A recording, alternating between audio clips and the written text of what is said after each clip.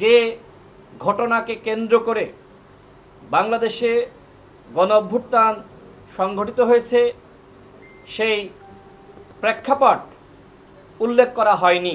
আমাদের যে দাবি ছিল সেইটা উল্লেখ করা হয়নি।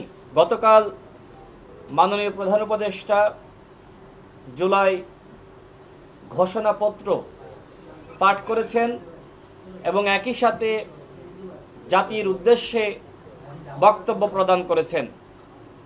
তারই প্রেক্ষিতে আজকে গণ অধিকার পরিষদের সংবাদ সম্মেলন। আমার পরে আমাদের সংগ্রামী সভাপতি জনাব নুরুল হক নূর বক্তব্য রাখবেন। আমরা গতকাল লক্ষ্য করলাম মাননীয় প্রধান উপদেষ্টা যে ঘোষণাপত্র পাঠ করলেন সেখানে মহান মুক্তিযুদ্ধের আগের এবং পরের ইতিহাস উল্লেখ করা হয়েছে।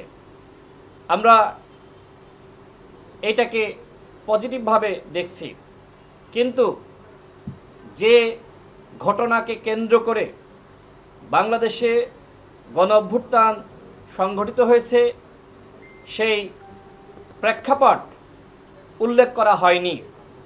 অর্থাৎ একটি একপাক্ষিক ঘোষণাপত্র জাতির সামনে হাজির করা হয়েছে।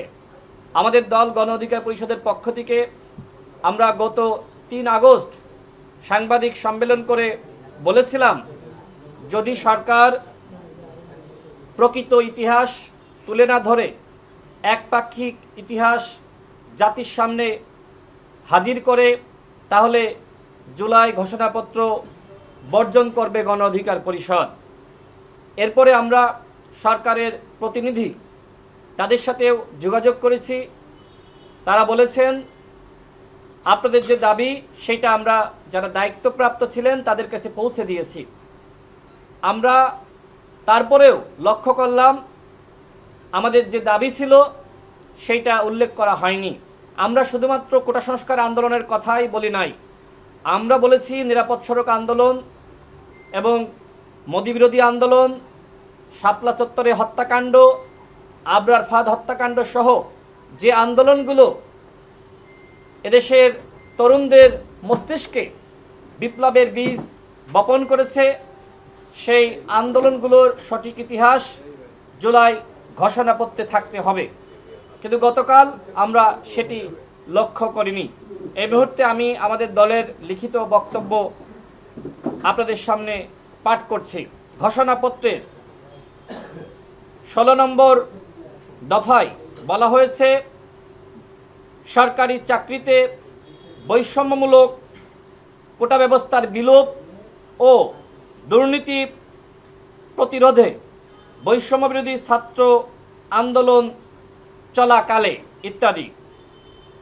এ বিষয়ে আমাদের মন্তব্য, 2024 সালে বৈষম্য বিরোধী ছাত্র আন্দোলন শুরু হয় 2018 সালের কোটা বাতিলের পরিপত্র পুনর্বহালের দাবিতে।